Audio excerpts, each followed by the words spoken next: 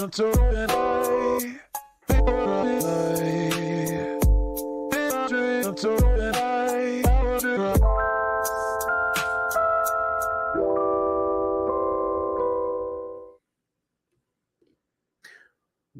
back to the Golden Boot Podcast. It's your boy, Pooh Bear.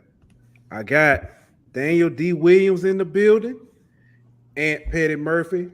What's happening? Happy and before we get started, happy Mother's Day to all the mothers out there. We wouldn't be here without you, literally. No wouldn't. Literally. So, happy Mother's Day. Thank y'all for joining us. First off, how's everybody doing this evening? Man, we here, bro. Can't complain. Yeah, I'm great, man. I'm great. It took me about 3 hours cooking breakfast for the wife this morning. You say it took you how long?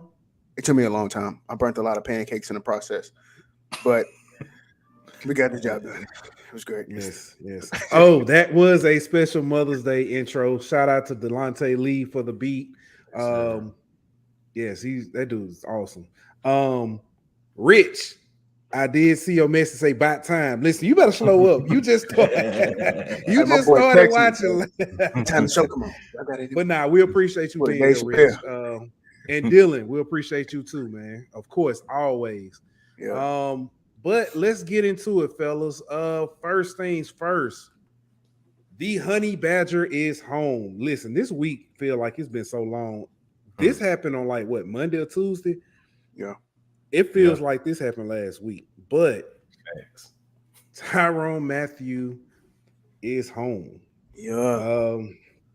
It's been a long time coming. The Prince has returned. Man, it's basically like the prodigal son came back home. You know what I mean? Like, I don't think there's an athlete in the state of Louisiana that's, more loved than Tyrann Mathieu. Maybe Burrow, you know what I mean? But him and Mathieu neck and neck, you know what I mean? So, and I think Mathieu might mean a little more since he's, a Louisiana kid. And so and for him to get to come home, man, that's a dream come true for both sides, I think. For New Orleans, for the city of New Orleans and for Louisiana residents to have, their hometown guy come back. And for him to be able to play in front of his hometown and in front of his fans and, everything like that and go represent for the city that he loves so much. So I think, it's a win-win situation for both sides. And I can't wait to see that boy in black and gold, man. Definitely, man. TM7 is a living legend. And what's so good about Tyrann, man, is you saw where he was at his lowest point, and we didn't. The last thing we wanted was for him to come to New Orleans, right? Exactly. Everybody was praying on draft day that New Orleans didn't draft him, even though we know the Saints never draft LSU players, but that's neither here nor there. But, it's so good to have a guy like him who he balled out his freshman year in college, right? We watch his ascension. I mean, he went to the NFL, balled out with Patrick Peterson. Everywhere he's been, he's balled, and he's been a leader on this field. The smallest dude on the field, guys. The smallest dude on the field and the leader of men. So the Saints, of course, I know they're real big on their locker room. They're getting a guy who could ball, who likes to talk trash, but not only that, he can back it up, right? Yeah. So it's going to be excellent, watching all those guys. And our secondary is going to be nasty. Yeah, I think you made a good point that the leadership he brings, he fits that role that Malcolm Jenkins, that leaves with his retirement. And not only just that, the trash talk and that swagger and that attitude, he slides perfectly in with CD and everybody else we got on that defense, that swagger that they bring on the field. So I think basically, man, it's a match made in heaven, and that boy gonna do good things in the Superdome with them Saints. And OBJ, I don't know about OBJ, but go to my boy. There you go. Hey, listen, that's the one. Before we wrap up on Tyrann, we ain't finna wrap up. I got a little bit more to go. Yeah, I'm just say this. Side notes is I don't know what you've been doing, but get out of our notes because we that was one of the things we were, I don't know if y'all realize when we talked about this last week with Devin Holder Mayo, we talked about what if Tyrann Mathieu comes, and he was like, "Oh yeah, he's coming. I think he said, I think Landry is, because I listened to it today. Long road trip, little narcissistic. So I listened to us. I do too. I mean, I wanted to listen to good content. Why not? Yeah, why not? Hey, it's like watching film. But he definitely mentioned Tyrann coming and Landry. But Daniel, before you, I don't know where you're going, but I'll let you say your point. Then I got a quick question for y'all. Okay. All right. And I think we kind of mentioned it before, but I want to throw it back out there to you. All right. I think just, the issues that we kind of had with Michael Thomas last year, a lot of people thought that that's funny. Thought that, he didn't want to play. Some people considered, that he was actually being soft. I don't know. I'm not the guy, but I think adding a guy like Tyrann to the locker room, with his leadership, and also if you add Jarvis Landry to that locker room, also, I don't see that happening. I don't see too many guys sitting out because they don't want to play with Jameis Winston. So we'll see. Yeah. Well, is it that he didn't want to play with Jameis? Because they say when Sean Payton left, all of a sudden communications opened back up between Mike Thomas and the Saints. So was it Jameis? Was it? Now, also, I don't like Sean Payton either. I would love to see. That y'all remember when Jarvis first got to the to Cleveland, and they was on Hard Knocks, and Jarvis got out there with that speech about, hey, we all a little banged up, show up though. I would love to see that. Conversation. It's contagious. Hey, but I love that he dropped that. Yeah. And did you have anything before I ask this next question? No, I can we highlight that comment? Brady not scared of TM. He went at him all night in the Super Bowl. That is a very valid point, Rich. I would just say this though. He got a lot more dogs around him in New Orleans than he had around him in Kansas City. That Saints defense ain't the same as what he had in Kansas City. He got some dogs that got that same type of attitude that he got. It's gonna be. And we've been his kryptonite. We've been Brady's kryptonite. The Saints defense. Facts. That's facts. Bring it, Brady. Dylan brings up a good point. Bring up that comment about Dylan. If we get Sony Michel, Quan back, and Jarvis Landry, that would be huge. It would be. It would. I think we could get 2 or 3. I don't know if Quan coming back. I think they like what they got. I would love to see Quan back. Let me preface my statement with that. But at the same time, I think they like what they got on Pete Werner. I think they like the guy that they drafted from Appalachian State. I can't remember his name right now. DeMarco Jackson. I know he was a linebacker from Appalachian State. DeMarco something. Defensive player of the year in the Sun Belt. So I think with them bringing him in, with Pete Werner with another year in the system, they still got Dow that they like and some other. I don't know if Quan is gonna make the cut, but I would love to see him back. But if you get Sony Michel, who could be that fill that void Kamara suspension gonna have, and then you bring in Jarvis, man, that's you setting up yourself nice for next year. Hey, as long as they don't give Mark Ingram the ball, I'm happy with it. Boy, you and this Mark Ingram. Hey, so if I'm not mistaken, Taysom Hill currently holds number 7. Yeah. Does Tyrann get number 7? He better. That's not gonna happen. That's not gonna happen. Let me tell you the reason why. I feel say I think you mentioned this before, but go ahead, Ant. It's not gonna happen because of the reason why Taysom Hill wears the number 7. Okay. Taysom Hill wears the number 7 because of his brother that passed away. So okay. I can't say that. Yeah, that's and besides Tyrann, even after the NFL allowed them to wear 7 in the secondary, Tyrann hasn't worn 7. So I think that's kind of behind him. He like the 32. I think he like, that 32 is kind of the new him, you know what I mean? And some of the stuff with the 7, and what that whole image of what it has, I think he kind of want to leave that in the past. So that's why he just stayed with the 32. Hey, real Maybe talk. he should get 7 asterisk. He should get like 7 asterisk. Hey, I thought with the Taysom Hill angle, I thought you was gonna say he got 7 because of Jesus, but I can't make it. Yeah, I was trying to figure out the Let's move on. correlation. Maybe never mind. I ain't gonna say that. He ain't I'm have a not gonna Lattimore. say He that. didn't have a CJ. Okay. You know what, Chris? I was looking at this. A D. Oh, I think he meant a Debo. Okay. Yeah, Chris. I was looking at this when I kept until it popped up there. I was reading. I was like, "What is Chris talking about?" I also was reading in your voice, so I didn't understand. He said, a beatable though? Who is that? Hey, we love you, Chris. Hey, Hey, don't forget, hey, Chris is part of this team, guys. Oh yeah, for sure. Backstage, our boy. Hey, and I'm gonna take Daniel. I'm gonna take Daniel. Little shine right here. Make sure y'all like and share. Make sure y'all like and share. Hey man, I only got one job, man. You stole it. Yeah. And you funny. NFL schedule released. It'll be released Thursday, May 12th. That's not right. That don't sound right. May 12th is next Sunday, ain't it? Nah, May 12th is. May 12th is what's okay. So I'm tripping. 15th, May 15th is next Sunday. But no, the NFL schedule will be released next Thursday on the 12th. But we do know that the Saints will be playing the Vikings in London October 2nd.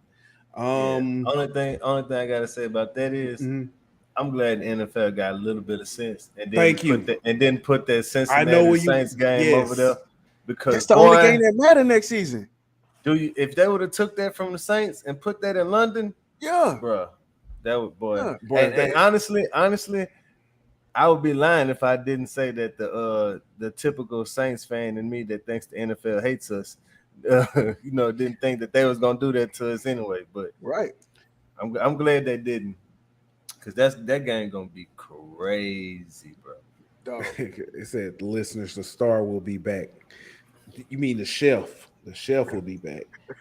Hey, but look, for real, that game gonna be packed, bro.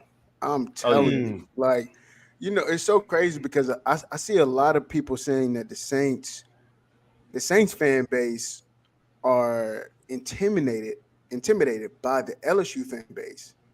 As far as maybe there'll be more Bengal fans or Joe Burrow fans there. I don't know. I mean, what y'all think about it? I'm gonna say this because I know I've seen some people say that they Saints fans, but they rooting for Joe Burrow when he come down here, and I get it. I like Joe now, but I hope Joe lose when he come down. When he come down here. I got one for you. I'm a Saints fan, not a Bengals fan, bro.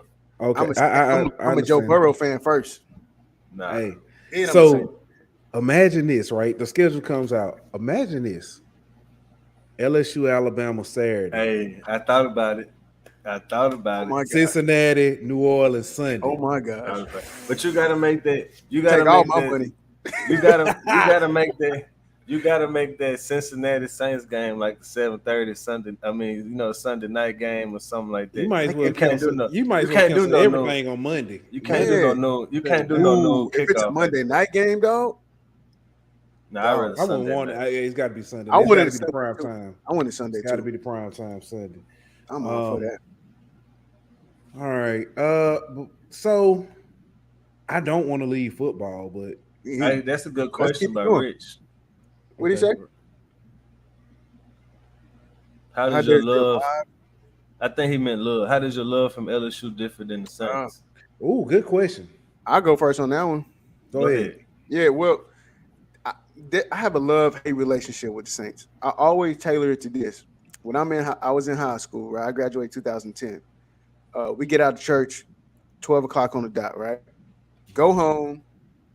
Man, we had a great church service, and you watch the Saints game. And it just ruined everything. It ruined the weekend. Because guess what? The last 2 minutes, we do something crazy, right? Then the defense blow it. Yeah, and they just lose it for it. So to me, when it comes with the Saints game, I'm watching the Saints game like this, guys. Like literally, just and with LSU, because I guess over the last 20 years we've been so successful in a lot of those. I mean, it's the home team. You know what I'm saying? A lot of those guys are local guys, and you always want to see them be successful. And whenever you get a national championship out of Joe Burrow, and you also get Jamar Chase on his team too, and you got my I can't think of his name, big boy. He was supposed to be Glenn Dorsey, but something Tyler happened. Shelvin. Tyler Shelvin, yeah. You know what I'm saying? When you have all three of them guys playing on that team, like to Don't me, forget that Moss is also Yeah, there. yeah. So I don't know. I want to see them be a little bit more successful, but that's why I kind of have like LSU number one for me, then the Saints at like number 3. Yeah, my you said the Saints are number 3? Because I got number 2. LSU, Joe Burrow. I saw it coming. I saw it coming. Yeah. That's real. That's real. I'm gonna say this for me. Saints always been number 1 to me. That's because before I really knew about LSU football, I knew about Saints football. Chris make a valid point. I will bring that back up in a second. Go ahead and finish your point, Ant. But and so like before, I was like 5 watching the Saints. I didn't really watch LSU till I was like a few years after that. So the Saints was a part of me before LSU was a part of me. And then I don't know, bro. It's just like when the Saints, because I saw LSU win first and win twice before I even saw the Saints win once. You know what I mean? Like it was almost like when the Saints did win, it felt a little more sweeter. You know what I mean? Because it took so long for it to finally happen. Right. So I think because we lost so much as a Saints fan, you know what I mean, that I got a little bit more of an attachment to them. You know what I mean? But if I had to rank them, it's 1A and 1B, bro. Like I can't okay, really. Who you got at 1A? The Saints. You got LSU. You see what I'm saying? And then LSU right underneath that, bro. And it's really just because I suffer more with the Saints. You know what I mean? It's like that. It's like when you have more broke days, when you finally get that check, you know what I mean? You appreciate it a little more, and that's kind of how it is with the Saints.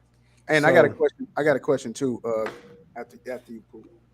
All right. So with me, I wasn't a big NFL guy anyway. Especially being in Alabama, everybody, we don't have, it's college football all day anyway. And we don't have but a lot of people gravitate to, depending on what part you're in, the Saints, Atlanta Falcons, and now Tennessee Titans.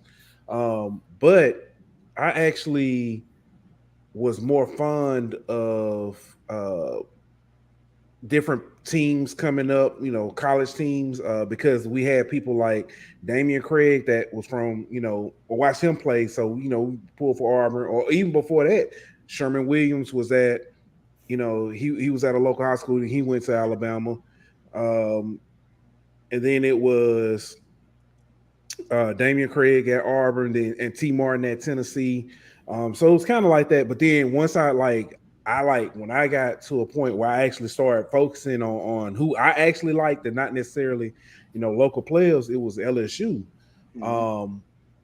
But I was a big fan of, because I have relatives. I have an aunt that lives in St. Louis. So I gravitated to the St. Louis Rams. And I didn't like the Saints because the Saints kept putting the Rams out in the playoff, or they put them out that year. So I didn't like the Saints at first. But then, naturally being a LSU fan, I started liking, watching a little bit more of the Saints and started gravitating towards the Saints. So that's actually how I kind of even started liking the Saints. And then especially when the Rams left St. Louis, I was done with them. So that was it. So it's definitely LSU, Joe Burrow, and the Saints. Joe got a special place in my heart. Let me ask y'all this. I watched that man. I watched that man put up 5. Oh no, he put up what, 7 against Vanderbilt? That was nice. If Joe Burrow go to the Cowboys, y'all still gonna be Joe Burrow fans? LSU, Saints, Joe Burrow. I'm not supporting. I'm supporting Joe. Hey, Nah. but this is my question. My question is, have y'all both been in the Saints games? Yes. Okay. I have not. You haven't? I have not. Okay. Mm-mm. All right. So let me ask you this, Ant. Who has a better environment? LSU Stadium, Tiger Stadium, or they don't? And I give you my answer after you answer yours. I can't really answer it, but I just know the Tiger Walk and stuff. Yeah. Nah, give me if you take all that away from it. If you just talking game, if you just talking just the game, you still give me Baton Rouge on a Saturday night over the Superdome on a Sunday. Yes. It's I don't know, bro. I don't not taking nothing away from the Dome.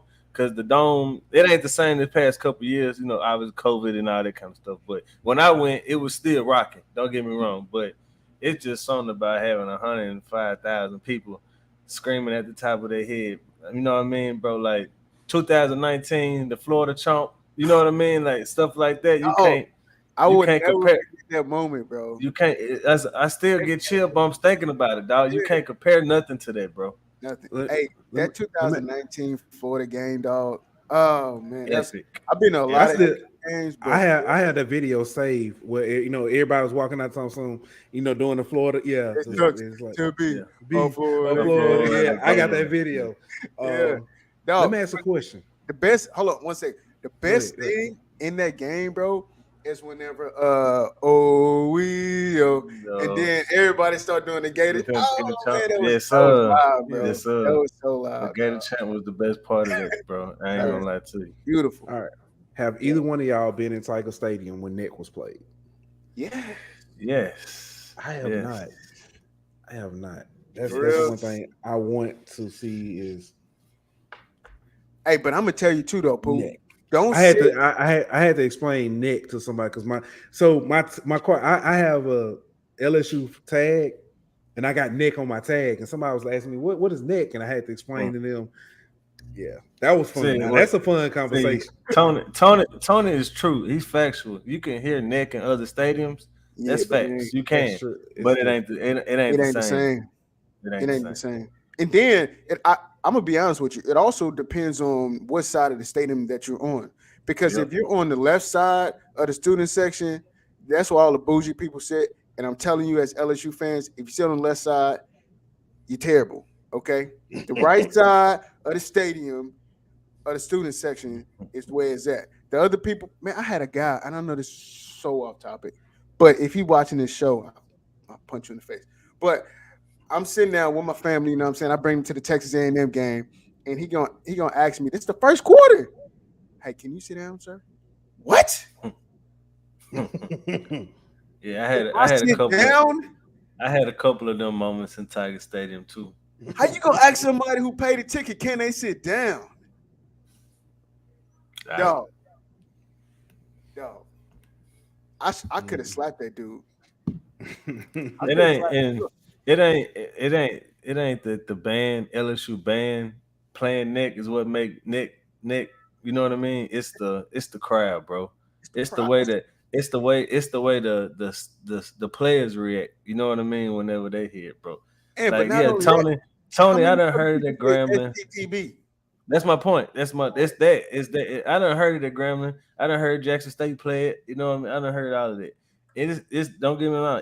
It's live then. You know, it gets you hyped in. But it's something about the way the whole stadium react to LSU band playing it that is, it's different than everywhere else. Yeah, big facts. All right. I want to stay on football, but we're going to shift to LSU football. We've already kind of made that transition anyway. This week we saw Butte or Gordon announced that Butte got another NIL deal, and it was speculated that because I think the caption was something of he's staying. So my question is, did Butte need another NIL deal to stay? Were we on the verge of losing Butte again, or is this another just clickbait caption? to. Let me ask you this before I answer that. Mm-hmm. How do we know that this isn't an extension of the original NIL deal that he signed with Gordon? And that Gordon is just using this as another opportunity to get publicity from the original deal.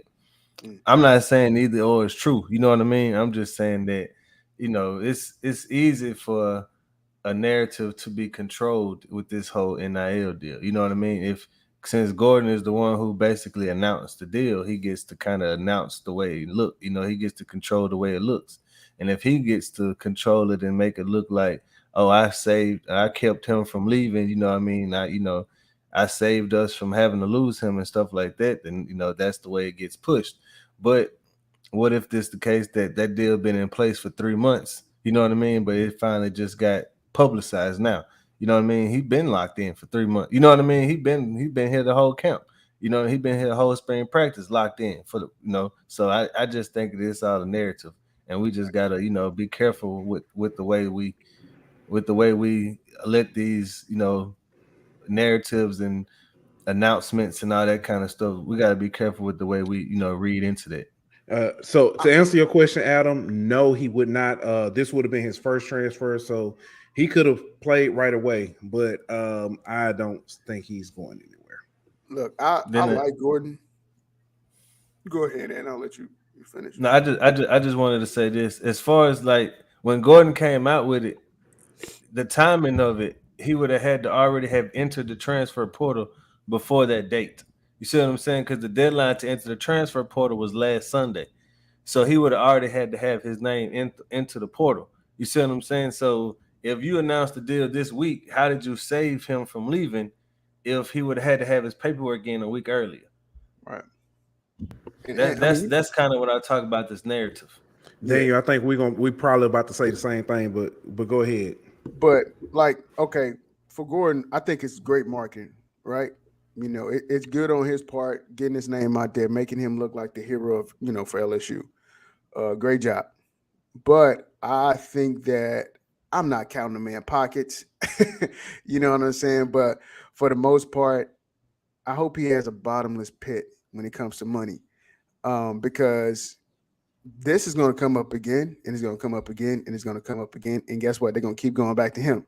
Because if you want to put on that cape and cape like you're the hero for NIL, everybody going to come beat on your door every time there's a situation that pop up. And also, let's just say, for instance, that he did go to him, or LSU came to him and, hey, Kayshawn, he's thinking about transfer, or he's thinking about sitting out. Because maybe he didn't transfer, maybe he would have sit out. He would have pulled a Jamar Chase.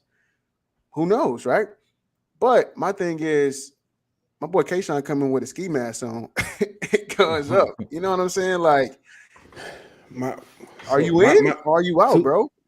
Well, I was going to say two things. I actually got three things. I was going to say I wasn't going to put it up. That's actually pretty funny, Adam. I wasn't going to put it up, though. But my thing is, we know Kayshawn has the talent. Yeah.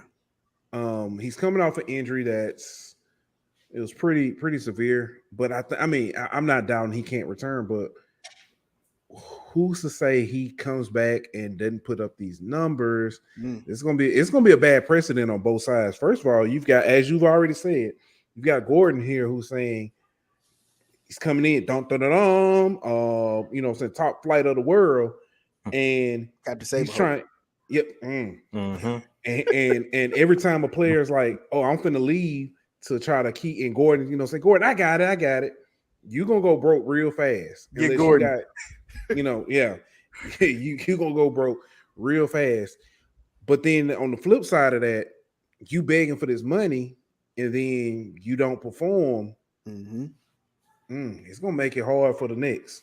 Well, let me just throw this out there to the comment about him sitting out for a year. I don't know if that will be received the same way by the NFL as it was whenever Jamar Chase opted out. COVID, yeah. COVID obviously is the main reason, but not just that. We all know Butte is great, but he doesn't have the skins on the wall that Jamar Chase did when Jamar Chase sat out. Jamar Chase was a Biletnikoff winner. He had, everybody knew that he was undoubtedly the best receiver in college football. LSU fans think that about Booty this year. You know what I mean? But if you polled, GMs and scouts across the NFL, I don't know if it's a unanimous answer like it was whenever Jamar Chase was here. You know what I mean? So I don't know if here. All right, Rich. See you in the morning, brother. I don't know if he'll have that same benefit of the doubt of him sitting out. Plus, not to mention one thing that Pooh just said, he's coming off an injury. True. Jamar Chase wasn't coming off of an injury. So I mean, he's coming off an injury and he doesn't have the same track record that Jamar had. Not so fast, my friend.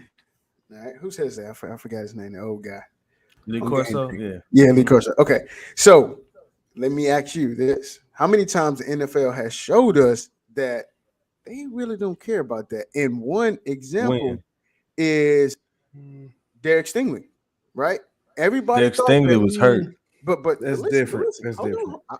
Can I finish? But go ahead. Okay. I'll let you. All right. So Derek Stingley, talent-wise, off the charts, right? We probably had him.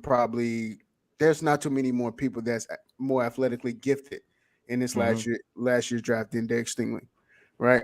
A lot of the talk with Stingley was he's very injury prone, right? He only had one good year in 2019. Everything else, the last 2 years, he's been mediocre at best. Guy went top 5, right? We know Kayshon Boutte, in our opinion, is probably the number 1, number 2 wide receiver coming out this class, talent-wise. Whose opinion? Whose opinion?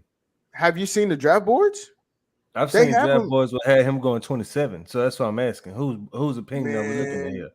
Of course, with draft boards, you can look at it. Mel Kiper has him pretty high. But what I'm saying is, you mentioned Derek Stingley. Derek Stingley was a top 3 prospect since he stepped on campus, pretty much. Come on, you see what man. I'm saying? How many people had?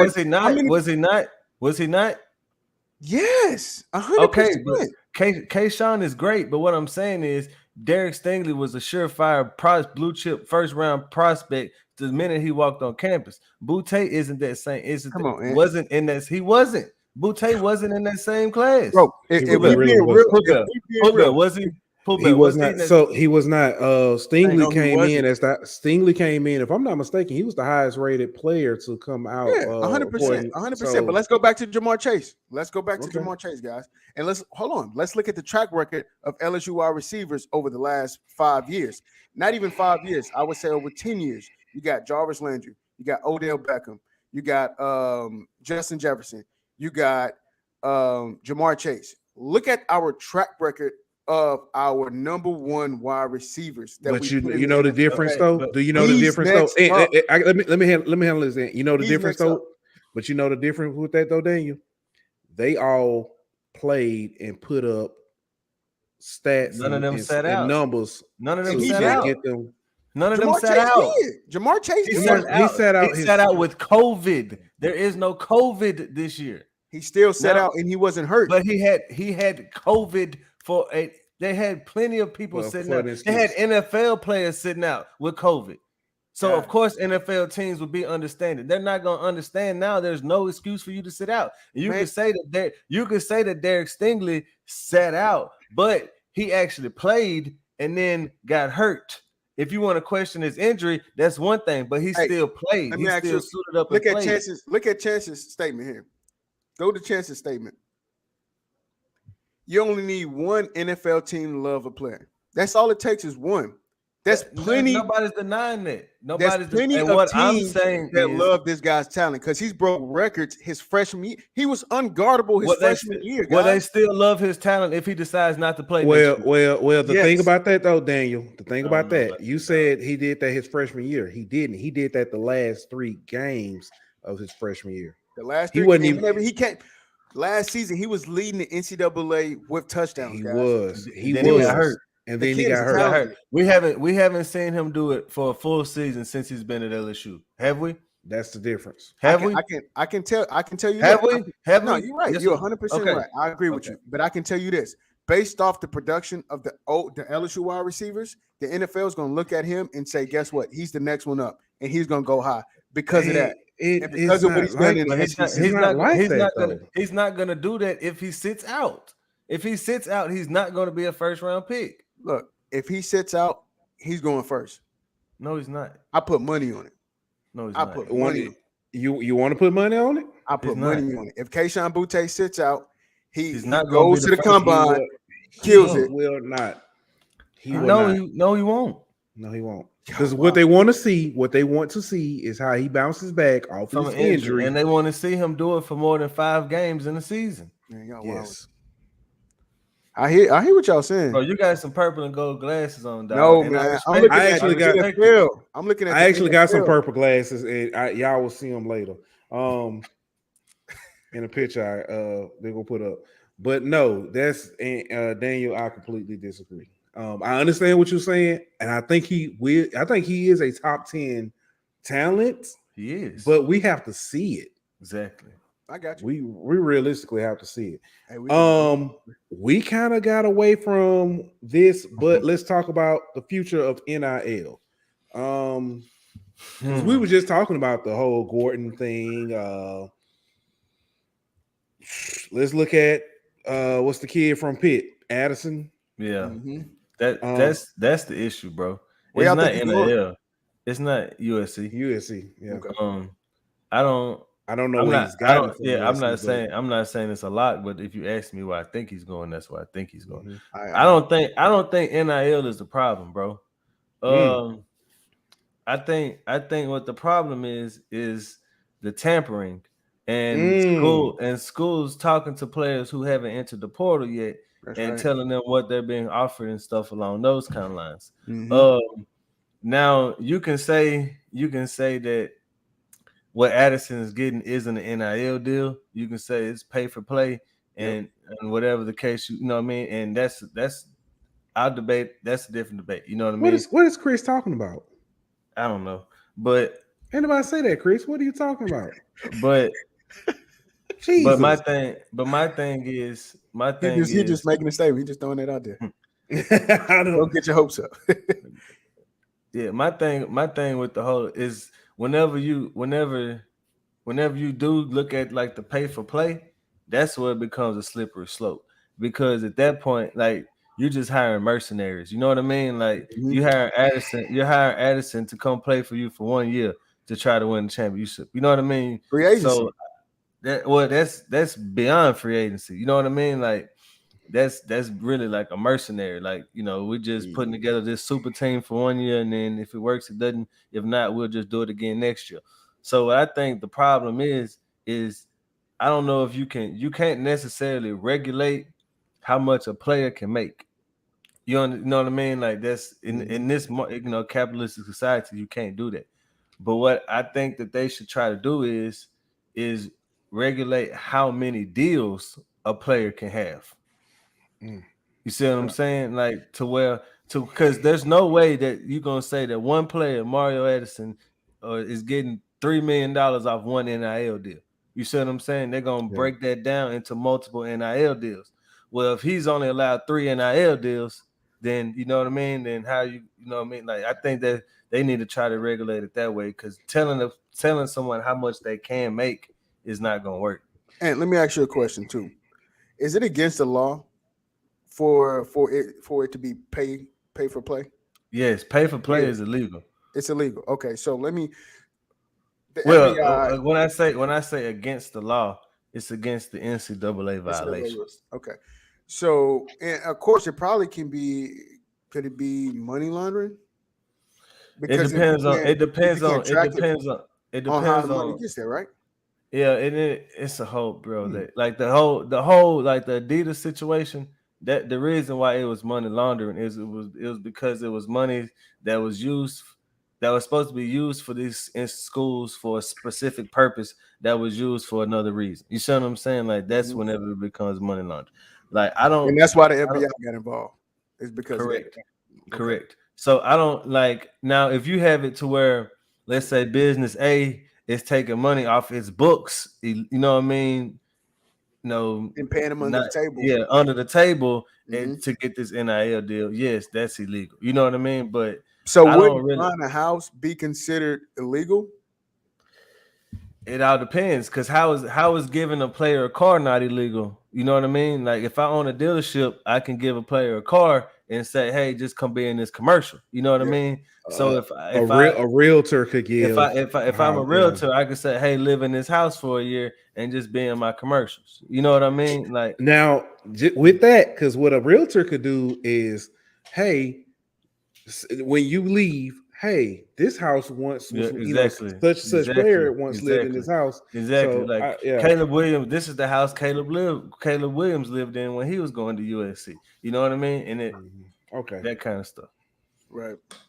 Yeah. But I just don't know how, and I'm with it, and I agree with everybody who say they need to regulate it some way. You do, but I agree. I don't know how you regulate it. What, like, do you say that the teams, like, let's take LSU. Okay, if you add up the NIL deals for LSU players, it can't exceed.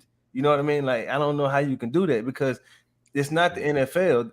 I keep hearing the word salary cap. You know what I mean? Like, this is the problem. The money isn't coming from the school. It It's isn't also coming not from that the. big. Well, not only just that, like in the NFL or the NBA, the team is paying the players so they can have a salary cap because all the money is coming from one spot. In this NIL deal, it's not coming from one pot. It's coming from all these different places. So how can you say there needs to be a salary cap? You know Hey, what I mean? Like if Walk-Ons is paying the kid, if the Ford dealership is paying the kid, if the John Deere dealership is paying the kid, right. You can't do that's that. three different people paying somebody. So how you gonna cap it? Right. But I'll say this. I was watching AYS. Shout out to our boy Blake on Thursday night. He bought on Coach JB. Excellent show, guys. Excellent show. Hey, That was a being great on interview. the backside of that, watching it.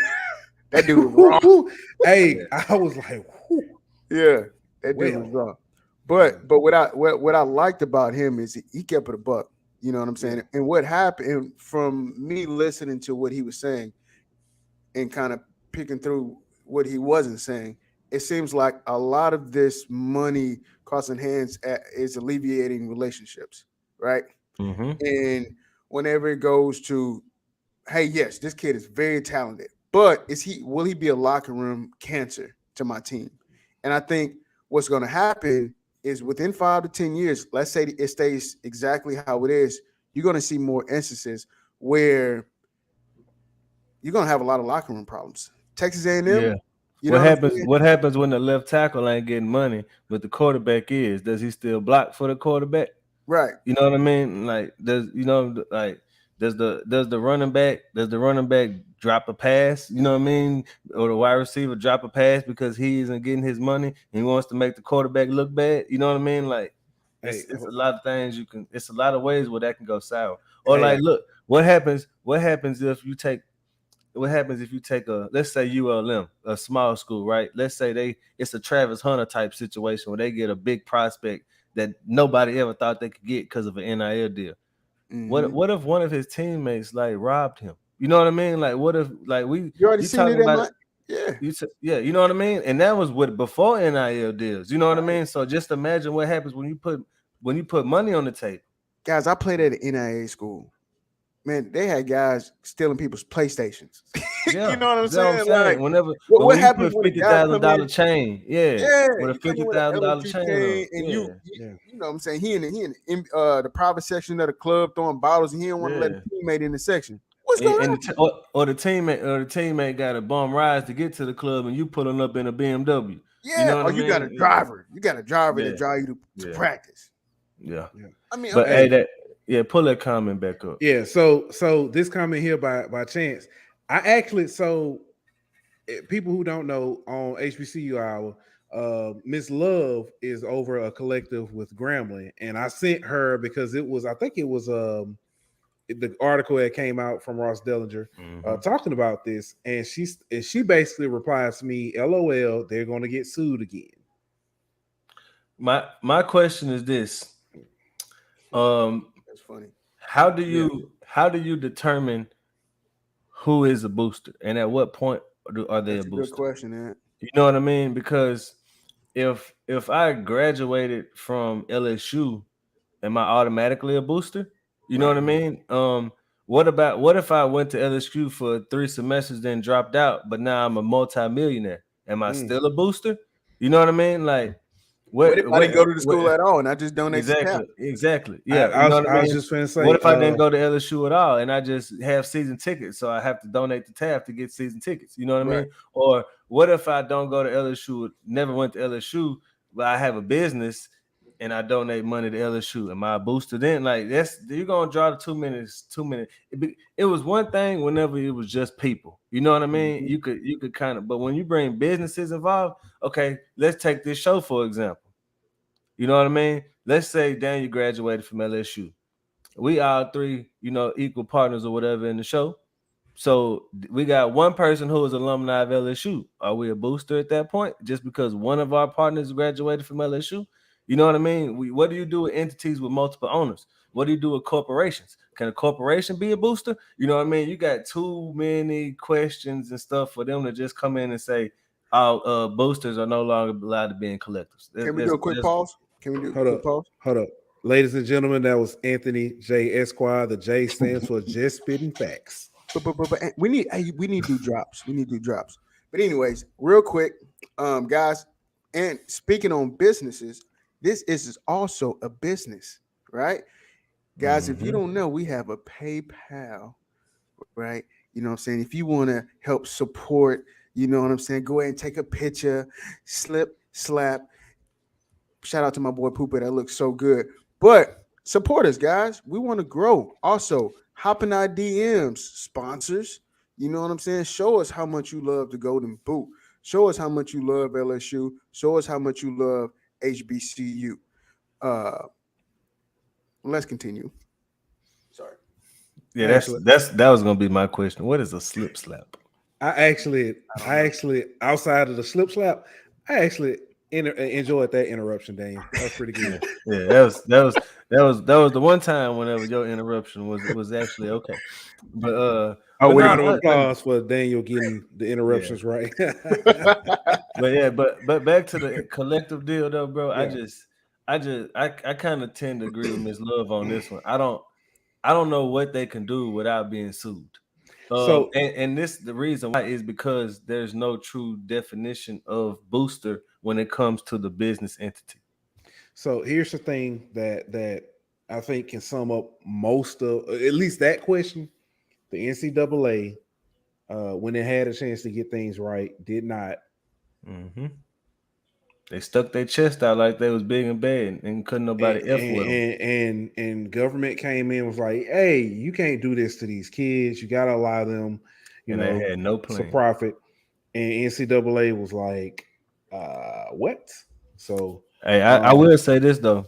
I think you finna ask this next question. What's the future of the NCAA? But I think with Mark Emmert leaving, it kind of the writing kind of on the wall. I think he sees the building finna burn down, and he trying to get out of it while he can. No. So I think in a few years, I don't think the NCAA will exist as the way we know it now. If I'm being honest, I think this was a business decision by the NCAA. It's one of them decisions where, hey, we can fire you, Mark, or you can step down. I had a conspiracy theory, but I never got to spit it. So, and this might actually roll into our next topic about basketball. I think NCAA might have cut a deal. Mark Emmert, hey, we need you out here. Yeah. And Mark Emmert's like, hey, if you cut them some slack, sports conspiracy theory. But you know what I found out? Brian Kelly's. I thought you said R. Kelly for a minute. Brian Kelly. Talking about peeing on people. Brian Kelly. Is it Brian Kelly's daughter or son is married? No. Scott Woodward. Okay, I think his daughter and Emmert's son are married. They're basically in. I think it's his stepdaughter or something. Because I knew basically they family. They family. Close. They family. Well, and Mark Emmert actually used to be at LSU. Yeah, he was the president. Yeah. And so this is my conspiracy. Since Mark Emmert is leaving, Nick Saban is leaving Alabama. No. All right, you can't. Okay, explain. Explain. Okay, who was the president that got Nick Saban here? Who was the president? Who became the president of the NCAA whenever Nick Saban went back to Alabama? What's the reason that Alabama hasn't been in trouble by the NCAA through all his recruiting violations and all this, that, and the other? Because Mark Emmert's been in control of the NCAA. Now that Mark Emmert ain't there no more, Nick Saban know he ain't finna get away with stuff no more, so Nick Saban finna retire. Hey, but you know what else is? You know, every time Nick Saban would at the end of the football season, right? It was the spread offense. Man, these guys are just moving too fast. We got to give our time. We got to give our defenses enough time to get on the field to come back in and out. What happened next season? They put the rule in place. You know what I'm saying? Every time there's a situation, Nick Saban says something, and the rules are automatically changed the following season, the next season. Oh, we on some real conspiracy. That's good. I like that. I do know that Nick Saban complained about the Auburn spike, and they shouldn't have time. And the next season, that rule did. I do know that is true. But yeah. So we talked about the conspiracy theory, and I kind of mentioned it. LSU basketball. Yeah, things are getting. I was going to say, Coach McMahon. Don't get that man no credit for this. Yeah, Coach McMahon is he's back at it again with this McMahon makeover. Every time it seems like it's repetitive. Every time we have a show, we're saying 2 or 3 people just signed. My question: Did the basketball team upgrade? Yeah, I mean holistically, from start to. We talked. We covered from the rooter to the tutor. We covered this on Tigers Avenue podcast. I was a guest on that Friends episode. Shout out. We're very proud of you, man. Thank you, God. You took up the screen. I mean, you did some great things. That boy star. Stop hating. But hey, but nah, you were a real headline act.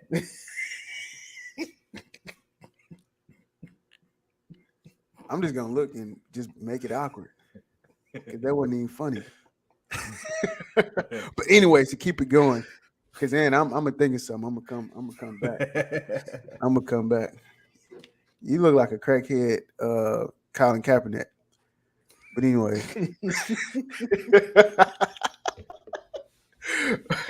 Hey, you know, Judge, what's that judge who be saying? I know a crackhead when I see one. Judge Mathis. Oh, right, he called you Chili Paul. All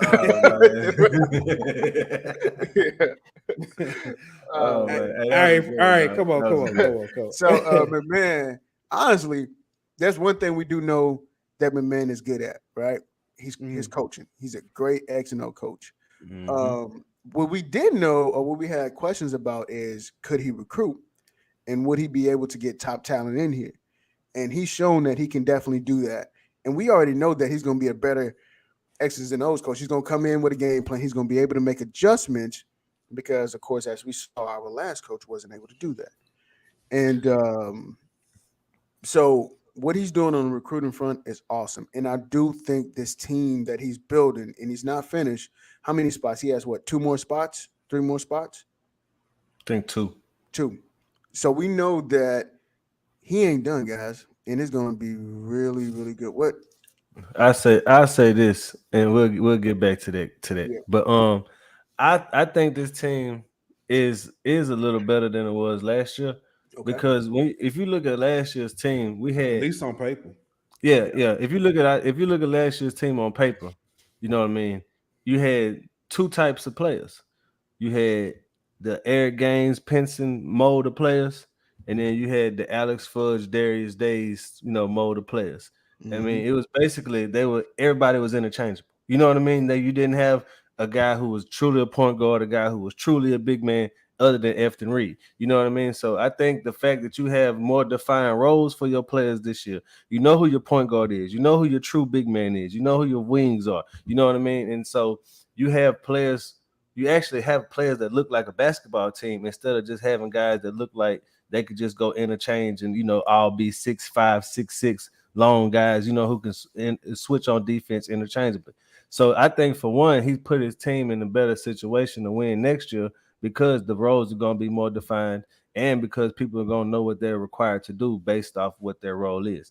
And secondly, I think he went and got a good mixture of guys. We're not relying on just young guys. We're not relying just on youth. You know what I mean? You got a good mixture of experience and youth. So that way next year we'll be able to, build on what we have, whatever we do this year. You know what I mean? Because whoever we have this year isn't going to be gone next year. And whoever we have this year isn't going to be experiencing nothing but growing pains from being nothing but a young team. So I like a good mix of experience and youth. Also, I mean, he's brought what, 3 or 4 players from his previous college. Yeah, he brought 3. He got 3 from Murray State. From Murray State, Justice Trey Hannibal, and KJ Williams. Right. So with those guys, there's no growing pains with him. He knows those players. He recruited those players. So bringing them in, and of course they're very talented. There's not going to be an adjustment period with him. Now, of course, they're all going to have to gel and things like that, when they get on the court. But I think that's definitely a positive. But and then I'll say this though, we mentioned a little back when we first started the show about there being multiple ways to win in college basketball. You know what I mean? Like this team right here doesn't have that true 5-star, lottery pick type guy on the team. You know what I mean? But what it has is it has a lot of 3 and 4-star guys who have developed and who can be developed into being those 3 and 4 year guys there who win with experience, who win with leadership, who you know what I mean, they've been through all those battles, they know how to handle adversity. There's nothing that they haven't seen. I think we're gonna see this team play a different type of basketball based off the roster he's put together. All right, so I wanted to bring up these 2 comments from Edo. He said it's too early to tell when we asked about is this team upgrade, and then he said he hasn't coached 1 game yet. I think he made that comment about coaching there. That's fair. That's fair. But the difference is, and I think what we're seeing is his resume prior to is and his coaching style prior to versus what we got with Will Wade. Will Wade came in, he was a hot name, labeled a good recruiter, but his coaching style, there was nothing really there. His teams never looked the same. If you look at Will Wade's teams, they never really looked the same. He just went and got whoever he thought was good that year and just kind of changed his scheme to kind of fit who he had on his team. And I think Matt McMahon has a scheme, so he's going to find players that fit his scheme. That's the difference. I think with Wade, too, it never was a well-balanced team. It was either they were excellent on offense or they were excellent on defense. A lot of overcompensation. Right. Yeah. Chance, I'm gonna need you. You inside notes is stay out of our notes. That's a great question. We'll know by next Sunday. Adam Miller returning. What do y'all think are the chances? I think we have a decent chance. But something came out this week, so I'm gonna go ahead and throw these 2 together. We already brought up the term tampering. It was alleged. I want to make sure I stress that word. Alleged. Let me get alleged. That means we not saying this is fact. And listen another thing. We are not the ones reporting this information. We're just sharing a report that we have found. That's right. Since I'm gonna say this. It's 3 of us. We gonna come with the smoke. I'm just saying. We will. Yes. All of it. Not only that. Can we jump right into it? Yeah, go ahead. Okay. So go ahead, Pooh. What are we talking about here, Pooh? So I got something I want to say too. It was alleged that Will Wade was basically speaking with Adam Miller, telling him not to go back to LSU, to go to TCU. I don't know all the verbiage and everything, but again, these are alleged. I don't know how true it is, but that's why we're saying alleged. Right. But it gets back to the original. What do you feel about our chances of getting Adam Miller back? Because me personally, if Hey, let me go first on this. I see. Go ahead. No, go ahead. Go ahead. if Will Wade is having this conversation, I think Adam is leaning towards coming back. Yeah, that's a good point, Pooh. So, great point, Pooh. Great point. I'll say this. Let me go back to people getting mad over certain people making comments about Will Wade speaking on or getting upset about us saying that he's possibly tampering, or some people saying that he's possibly tampering. Got Will Wade has lost all credibility. You know what I'm saying? For the last 2 or 3 years, we backed Will Wade up. You know what I'm saying? Everyone said, "Oh man, he didn't do it." You know, we backed him up. You know, we call him the Al Capone or whatever, American gangster, LSU gangster, and whatnot. But we came to find out that everything he said was a lie, right? And not only was it a lie, it was a very sloppy lie. So I'm not going to believe anything he says, or I'm not going to believe anything that you say in regards to we should trust that guy, right? Because I know that if I want to do something illegal, which I don't do illegal stuff, I like my family, you know what I'm saying? So that's right, AYS. So what I'm saying is I'm not going to do something illegal out of my personal account if I want it.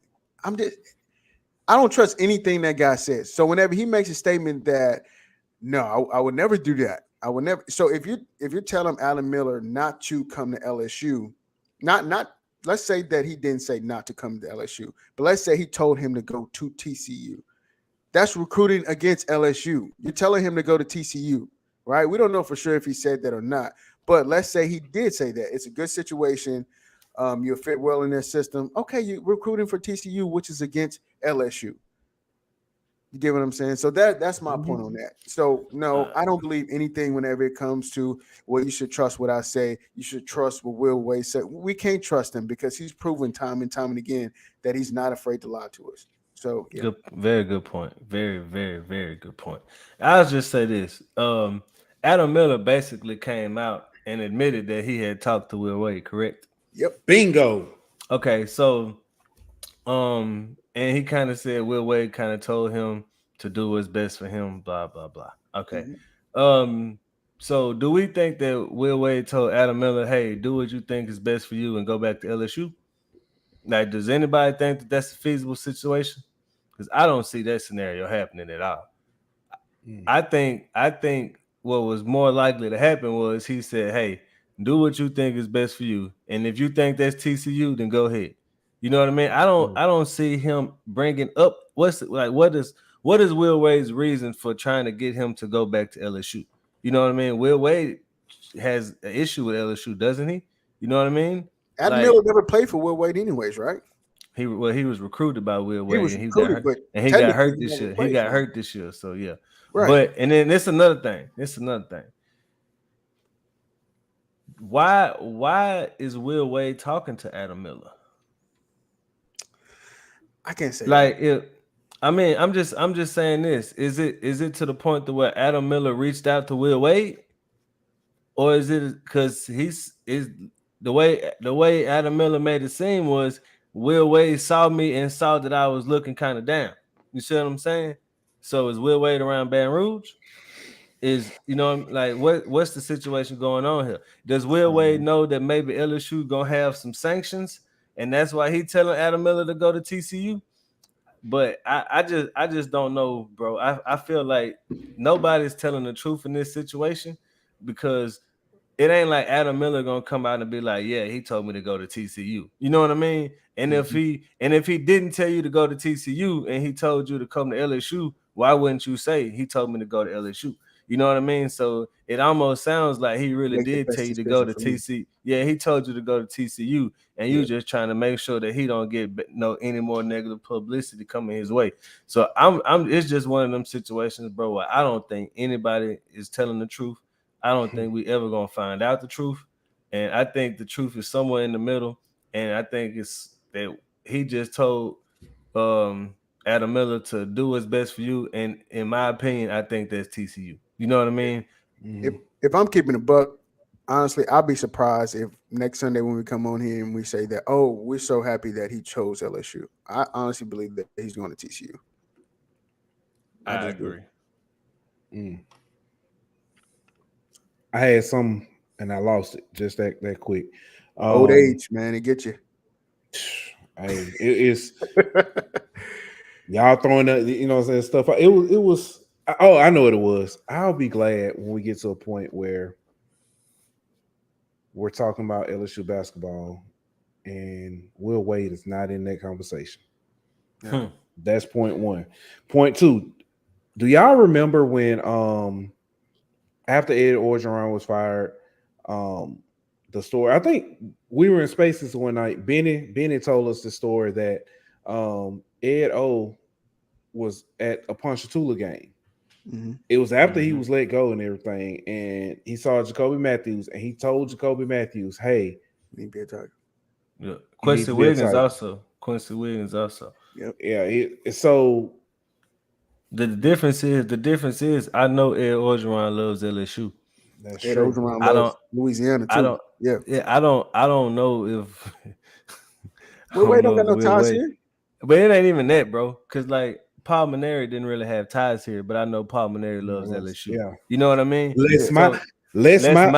Yeah, you know what I mean. He loved it. So I got a story about that. But hold on before you go to the story. But my point is, Ed Orgeron did that because he loves LSU and he wants what's best for LSU, even though LSU might not have done right by him in his eyes. You see what I'm saying? Right. I don't know if in his eyes is what I see.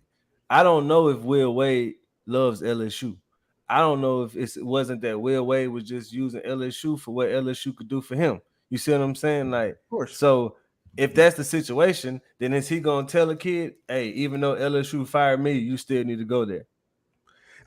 Can I say something real quick? Before, I know you got something, but let's be honest. It's a job, right? He was hired to do a job. And the way that Les Miles was let go is completely different than Will Wade. The way that Paul Maneri was let go is completely different, right? It's a different circumstance. The way that Ed Orgeron was let go is a completely different situation, right? So based off the way he was let go, does it make you think that he would want to tell a kid to go to that university? No. 100%. And he has no ties. He has no loyalty to us. Les Miles was let go after the Auburn game, pretty much as soon as they got back to campus. So, and honestly, Will Wade should have been let go 2 years earlier. You know what I mean? So he really can't have that old. I was like, So to your point, Daniel, Paul Maneri and Ed Orgeron were given a graceful exit. Mm-hmm. Les Miles was not. But to get to my story, the year after, or the summer after Les Miles was fired, I went to they have this, it's at a church in Montgomery. They have a Montgomery, Alabama. They do like a coaches, some kind of like kickoff brunch or whatever to help raise money. And every year they have a guest speaker come in. Like they've had Dabo a few times. They've had I almost said so. Fowler. You said Dabo and church in the same sentence, and my antenna started going crazy. Bad. But at this particular year, Marlon Humphrey's father, Ronnie Brown from Auburn, and Les Miles were there. Man, Les Miles got up there, and he had been fired. Without the grace, and basically, so get your stuff and go. He had been fired. He got up there, and they asked him about the upcoming college season, and he talked about a few teams. Oh, they'll be good. He talked about Michigan. Of course, we know he loves Michigan. Mm-hmm. He talked about, and when he got to LSU, he said LSU has all the talent. They should win it all. They have a great coach. And again, I understand in front of a crowd, he couldn't, he didn't necessarily want to trash you know, saying LSU, but he could have said, you know, hey, maybe a tough year or something like that. No, but he gave them all the whatchamacallit. So let me also add to that, Pooh. that's not what we're seeing or allegedly hearing now, and that's troublesome in my opinion. Let me also add to Les Miles. If y'all can remember, Les Miles also started a podcast with his daughter Smacker Miles right after he was fired. And I remember leading up to the national championship year, the season before, they were literally him and his daughter gave an in-depth review of LSU and how they were going to win the national championship. Uh, I so love that. he's he really he's do. always been respectful. Of course, he's did some things, right? He's got his baggage. He got his baggage, and Of you know, course. but that still hasn't affected the way he's looked at the university. He's And he always was here looked at what for them 15 and years yeah, too, right? yeah. So come Yeah. on, man. His kids, they But from that, Louisiana. but that's my point though, bro. Yeah. And it's kind of like whenever you have that type of tie, it's easy for you to still, you know, tell a kid to go there. You know what I mean? Still easy for you to say, hey, I would send my kid there. You know what I mean? But when you don't have that tie and you feel slighted, maybe I don't know why you would, but you know what I mean. If you felt like you got let go of when you shouldn't have, or whatever the case may be, That's funny. then you know, then then you know what I mean. Then it's easy for you to be like, "Hey, man, go to TCU." You know what I mean?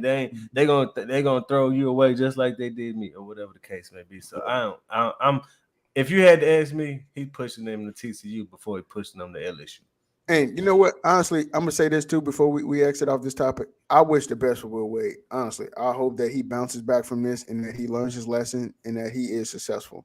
Now, if we get banned from participating in March Madness for 3 or 4 years, I'm gonna take back everything I just said. But Which I ain't gonna say that. I say this though, bro. I'll say this. As a guy who did, you know, bring some relevancy and stuff back to our he definitely program, did.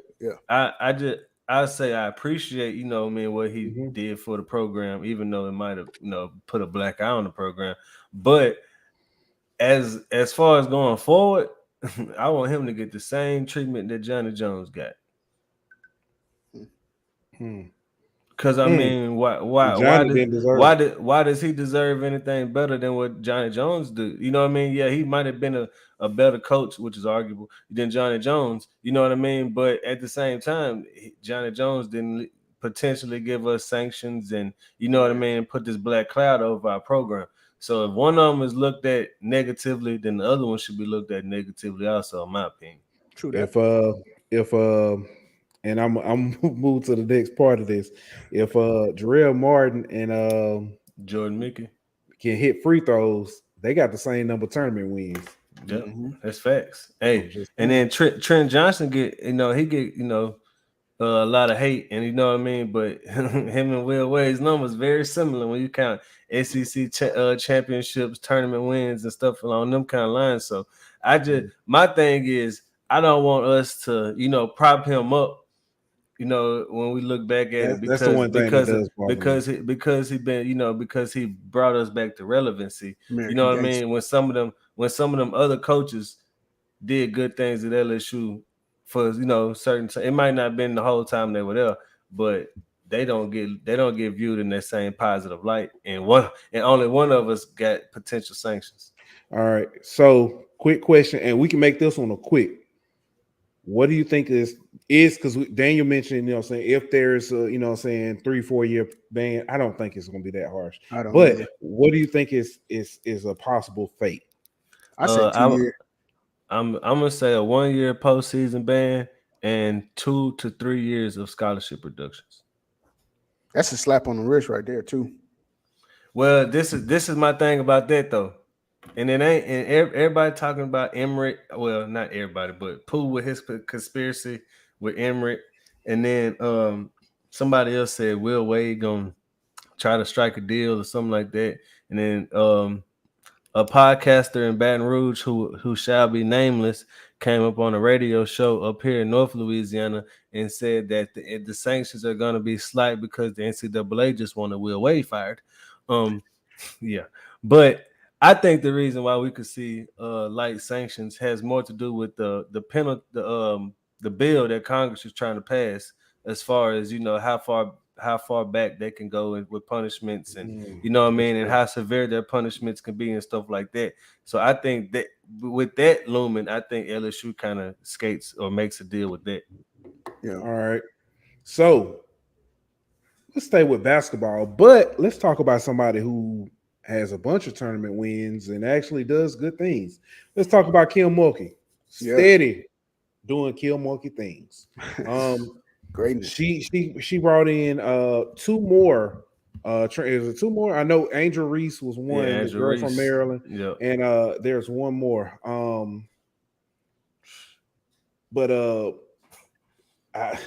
She said it was gonna take 2 years for her to rebuild this thing, and man, stop it, Kim. Yeah, she's so you modest. Flo J. You got Flage, bro. Flage. We changed the name Friday to Flo J. Y'all called that woman. Y'all called that poor girl everything but her government name. My bad. But yeah, she the real deal, bro. And I'm just gonna keep speaking this into existence. Next year, she getting the number one player in the country, Michaela Williams from Shreveport. I'm just gonna keep speaking that into the existence. Oh yeah, I don't see why that can't happen. But let me ask you all this, because I mean, I'm looking into the future. How quickly do they get a statue of Mulkey? I know that's like way off. I think that's going to be. I think when she retires. Retire. Yeah, she got to retire first. I think it definitely happens, but I mean that's neither here nor there. So my question is, who's the next statue though? Joe Burrow. Well, we already know Joe. Yeah, we already know he getting his, but I think Tyrann Mathieu. That's not a bad one. I think so. The problem. All the donations. He's I understand that, but you have to. Isn't the whole problem with he got to graduate. That's why Pistol Pete ain't in the LSU Hall of Fame. Bingo. But I say I know Simone just got hers, so I'm gonna stick with that same. I'm gonna stick with that same realm. Sylvia Fowles, get you bro. Sylvia Fowles. You know what? I didn't mention it before. Speaking of degrees, because it popped when you said that. Jameis went back and got his degree from Florida State. So Saquon Barkley got his degree too. Hey, and shout out John Trey. John Trey. Yep, that's another one. Big facts. Well, all right, fellas, hold on. Give me 1 second. That comment that our producer put up in there, statues usually at schools are for Heisman winners, at least in football. Yeah, but I get what you're saying. But with Tyrann, what he represents, just name something after him. Just name the football ops building after him. I think it's already named, isn't it? Yeah, I think that the locker room is the players' lounge. The players' lounge. That's it. That's it. I mean, that's the least you can do. But dude, get that man a statue. The way he represents LSU, the way he represents Louisiana. All right, but see, that's when it gets a slippery slope. It gets a slippery slope because he's an excellent player, though. So is Kevin Falk. Yeah, but he didn't have the NFL career. NFL career. He got multiple 3 Super Bowls. Thank you. Tom Brady literally said he's the best teammate he's ever had. Kevin Falk is accredited with being the person who influenced other people to finally stay at home in Louisiana. Yeah, if that's what I'm saying. If you talking about him, bro, I'm all right, bro. No disrespect to Kevin Falk because I love him. You know, that was very disrespectful. But you're gonna have there's a big faction of LSU fans who put Kevin Falk as the most important Tiger ever. And above Joe Burrow, above Tyrann Mathieu, above. If I'm not mistaken, Booger said that because that's one of the reasons why he. Anyway, you know what I mean? But that's what I'm saying. Like if Tyrann deserves one, then Kevin Falk deserves one. Yeah. Hey, I'm gonna let y'all finish, but first we gotta do a commercial. The Golden Boot Pod is proud to announce that merchandise is now available. We have everything from t-shirts and hoodies to hats and beanies to drinkware to wearables and blankets. You can find it all under the merchandise tab at thegoldenboot.podbean.com or go directly to thegoldenboot.com. As always, thank you for supporting the Golden Boot Pod. All right, we are back. But yeah, to continue this, yeah, that's this. That's it right there. Bang. That's all. That's all. That's the only. That's the only thing you need right there. Yeah, It We was one. started. It was one of the turning points. If Nick Saban doesn't come along, yeah. I'm sorry. Nick Saban might not come if Kevin Falk ain't here. I hear what you're saying. If Nick Saban doesn't come, you don't get 3 national championships. If Kevin Falk don't come, you don't get 3 national championships. You can make an argument. Is Kevin Falk the reason Booger stayed? He the reason Brady James stayed. He the reason why you Michael You're right. Clayton. He the reason why you got all them guys who led to national championships. You're right. You're right. But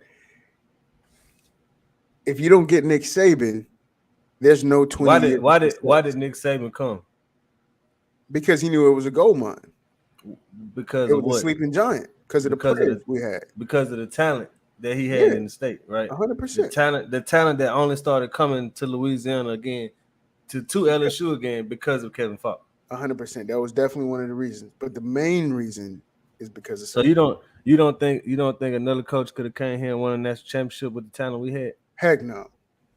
No. I don't. I think what Saban put in place, we're literally seeing it unfold after I didn't ask season. about 20. I didn't say nothing about sustaining something, building nothing that will last for 20 years. I think you get a national championship. I think you get okay one. Then. Okay, then that's all I wanted to know. You get one. Speaking of national championships, y'all like this, don't you? I was actually in Gulf Shores for the beach volleyball tournament this past weekend, and LSU was in competition. I was able to grab some good exclusive pictures. LSU was very well represented. As you see, the purple glasses. Tony. It was it was an event to behold. Like, it was a lot of people there. It was, what I'm saying, this guy here and his son wearing the chain, man. And then there's some of the volleyball team as they left. They actually staved off getting eliminated. They beat TCU, but then they faced Florida State. And the Florida State LSU rivalry in beach volleyball is some serious. LSU put Florida State out last year, and Florida State put LSU out this year. But that team is like really on the verge of a national tournament because they're in it every year. So you could say they're like the LSU football team before Nick Saban got there. They're a sleeping giant.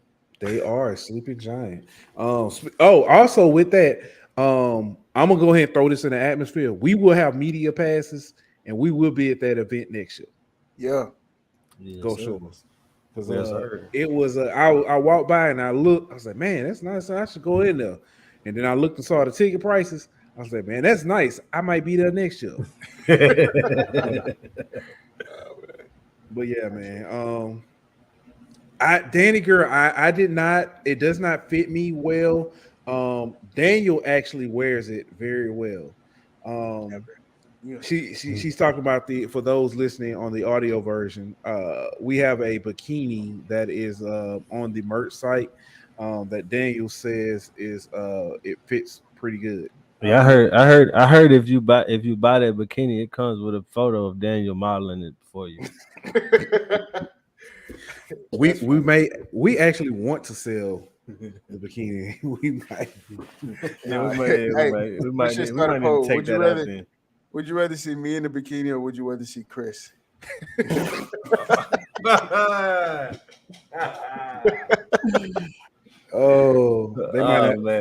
might not have the right cup size. That's gonna be the first. That's gonna be the first. That's funny, producer. That's gonna be the first poll with 0 votes in it. That's funny. All right, fellas. Before we get to altar call, I got one for you. I got a last good question for you. It is Mother's Day. What is your favorite mama song? Mine is "Hey Mama" by Kanye. You stole mine. Yeah, I was. I forgot about that one.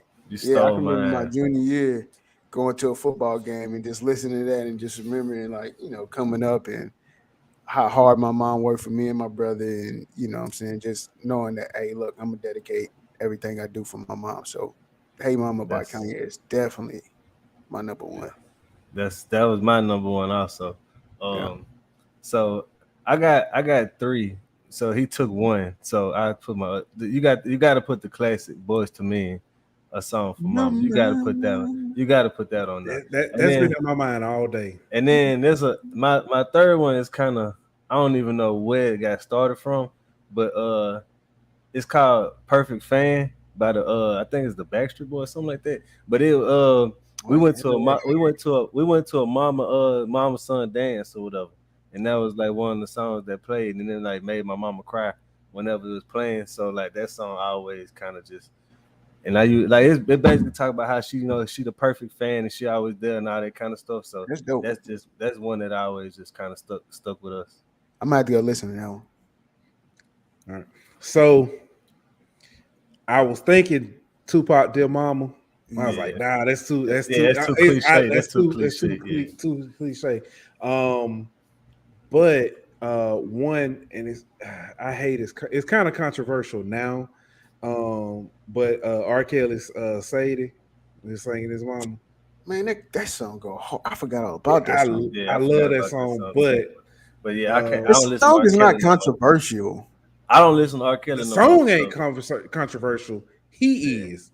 Yeah, he is. But his music is still fire. I don't care. His music is still fire. His music is fire, but the person is different. The music is still art. The art of it is still. It's that point of whether you separate the artist from the art. You know what I mean? Like separate them at the bathroom or the bedroom. Oh my gosh! But yeah, drip.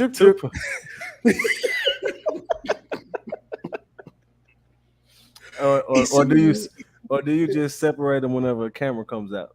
You might can separate them. I'm finna stop.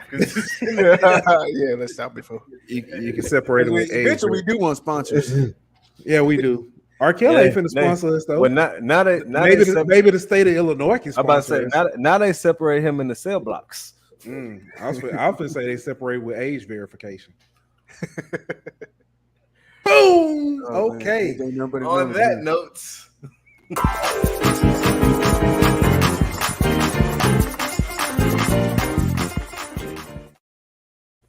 All right. All three of us. All right.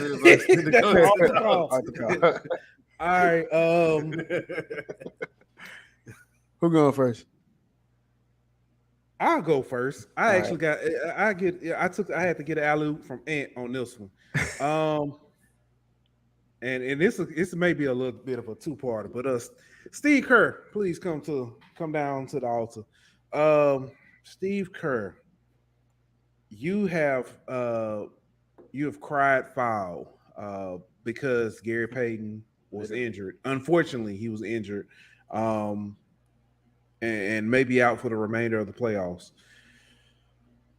I understand your frustration, but you've called out players saying, calling them, saying it was dirty play and all this stuff. But you have Draymond Green on your team. We can go through his history. Draymond has kicked people. Draymond has been ejected for he basically may have lost you the 3-1 series against Cleveland because he had a dirty play and got kicked out of a game in that series. Just in this same series, the game prior to, he got ejected with a flagrant 2 in that game. You can't call for there to be justice and say, hey, we've got to protect these players and these are dirty things. And you've got Draymond doing Draymond. But not only that, I said it was a two-parter. Steve Kerr, you named your son Nick. So his name is Nick Kerr. That's very dangerous. You might want to give him a nickname. Hey Pooh, you might want to throw in the fact that Zaza he Stuck his foot yeah under stuck his foot Kawhi. under Kawhi Leonard. That was the same year that he did that Draymond got suspended against the Cavs, the 73-9 year. That was the same year. So yeah, Mr. Kirk, pot, meat, kettle. But let me call out the Dallas Mavericks fans. Y'all come on down here to the odds. Y'all had a good win these past two games. Y'all, tied the series back up with the Phoenix Suns, but it's Mother's Day, and after the game, some of y'all fans decided that they wanted to put hands and not in a praying way on Chris Paul's mom and on his wife in front of her kids. So Dallas Mavericks fans, it's on Mother's Day. How in the world can you treat a mother like that on Mother's Day? It's a game. It's not that serious, man. Like, keep your hands off the fans, especially the mamas, bro. Especially the mamas. Yeah, that's so disrespectful. So disrespectful. But I want to call AB to the altar. All right. And I want to start off by saying this: stand for something or fall for anything. So what I'm gonna do real quick, I'm just gonna read out what AB had to say about Colin Kaepernick. All right. And by AB, you mean Antonio Brown. My apologies. Antonio Brown. This is a quote. All right. Now Antonio Brown was on a podcast. He was on a couple of podcasts, and he's literally been on a media run just barking at Colin. But this is what AB had to say. He didn't want to play, man. He was trash. Everything. He did all that and took the money and then got the commercial. We don't see him outside. All that's cap. You take the money, the commercials. We don't see him in the hood. So, AB, I started off by saying stand for something or fall for anything. What Colin Kaepernick did was very selfless, right? He literally threw away his career to make sure that his message was heard, right? He took a stand for something he believed in, something that I find was very heroic, right? And he gave people a voice who didn't have a voice. All we know AB to do, normally the loudest person in the room is the weakest, right? And AB is always the loudest person in the room, and he's always the weakest. And he's very shameful, right? The whole deal with him and walking out in Tampa was ridiculous. But pick your battles, man. This is not one. What Colin Kaepernick did was amazing.